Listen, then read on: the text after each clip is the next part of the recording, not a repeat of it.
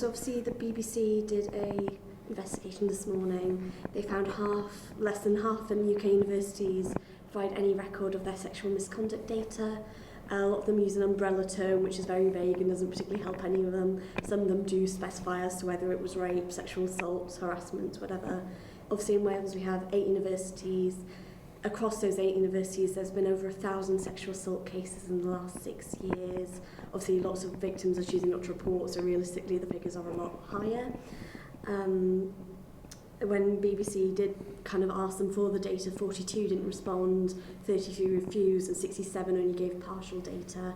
For example, the Uni of South Wales didn't hold any data before 2017. And what they also found is that 1 in 10 staff members at universities are also experiencing sexual violence. It's not just the students. What do you have to say to this? Are you surprised by these findings at all? I think it's something. I work very closely with the Time to Act campaign, which was included in the news story. It's not a surprising figure at all. I think a lot of students have realised that this is the case for a long time. I think staff members have known that this is the case for a long time. Universities just don't want to talk about it. It's not a fun, happy thing to talk about, but it is a needed conversation. At Cardiff, we have started talking about it. We are making progress on it. It's always a slow process, but I encourage any other university that wants to try, because effort is always the thing that needs the work. So what is Cardiff University doing to improve? So me and the Time to Act campaign had a meeting with the university in November where we put forward 5 key suggestions. So that's, for example, there's a 28-day reporting window in Cardiff at the minute. We're looking to extend that or remove that completely. How we actually discuss sexual violence within the universities, introducing bystander training for all staff members across campus, adopting a progressive definition of sexual violence, and the enforcement of housing contracts so victims can move out if their perpetrators are there, or perpetrators will be forced to move out.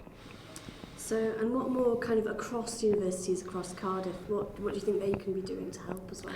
I think every university needs to take a big look at what actually they are doing to help victims. At the moment, nothing is really being done, or if it's being done, it's a box-ticking exercise. It's there to say, look, we are doing something, rather than necessarily, we are doing this to help victims.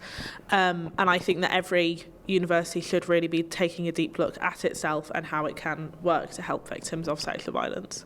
So as I said, there's been more than 1,000 cases across Welsh universities specifically. Why do you think there's so many cases in Wales? I don't think it's not a Welsh issue at all.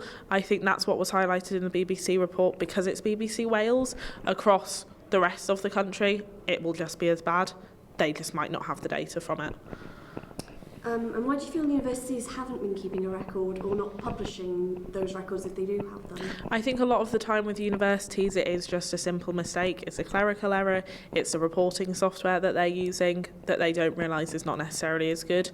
As I say, it's not a fun topic to talk about. It's not something the universities want to have to talk about, so they're not. And that's really where the root of the issue lies. So obviously it's International Women's Day today. Another study has found that most men aged 18 to 35 think feminism has gone far enough and we don't have a need for it anymore. We can vote, we can get jobs, we can have a bank account, we can buy houses. What do you think about this? Do you think we still have a need for feminism? I think we definitely still have a need for feminism, even if especially white women are doing a lot better in the world than they were 50 years ago. There are a lot of other minority women, such as black women, queer women, trans women, that are really badly impacted. All women still aren't on an equal level to men. The gender pay gap demonstrates this, but especially with intersectionality, then there are a lot of minorities that aren't being represented. And finally, if there are any victims of sexual assault, rape, sexual harassment listening, who are scared to speak out, what would you say to them? I think speaking out is a personal choice, and it's really something that only you can decide that you want to do. I would encourage anyone that does want to speak out to speak out. There will always be support available for you. But if you don't feel comfortable or you aren't in a position where you feel like you can, that is not a problem. It's not on you that you should have to speak out about it. There should be justice without you having to speak out. Are there any particular services at the university you would recommend? At Cardiff University, we have a disclosure response team. If you go and talk to them, then they can help you out.